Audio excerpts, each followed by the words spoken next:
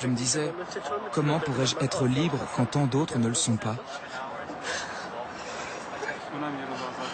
Un jour, ils seront libres eux aussi.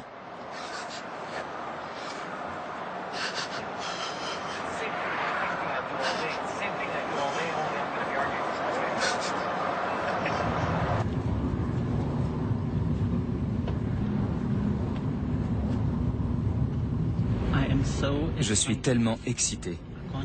J'ai hâte d'y être. Je bout d'impatience.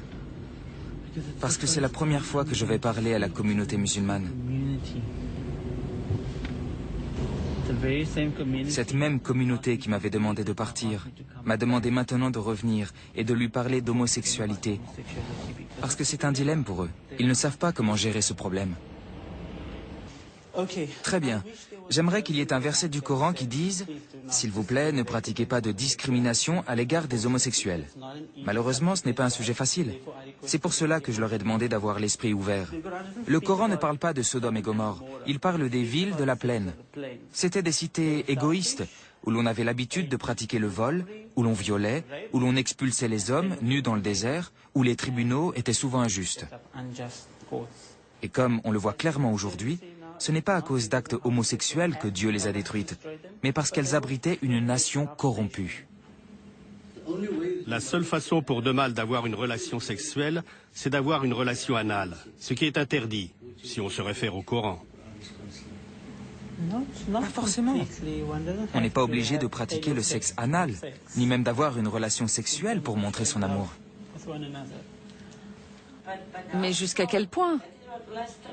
C'est en cela qu'Allah essaie de nous aider avec le Coran. Jusqu'où peut-on aller? Vous savez que nous ne dépendons pas des imams ni du clergé. Tout musulman, homme ou femme, a pour commandement d'avancer et d'apprendre par soi-même. Ils ont pour commandement de remettre en cause la chose établie. L'islam nous ordonne d'étudier, du berceau à la tombe. Nous avons tellement de religieux.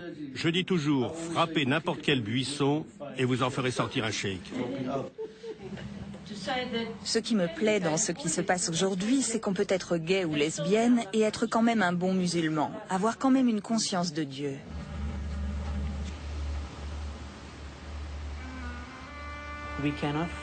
Il nous est impossible de trouver des réponses dans la pensée islamique orthodoxe. Pour trouver notre place à l'intérieur de notre religion, nous devons utiliser un des principes de l'islam qui s'est perdu au cours des siècles, ijtihad, ce qui veut dire réfléchir de façon indépendante.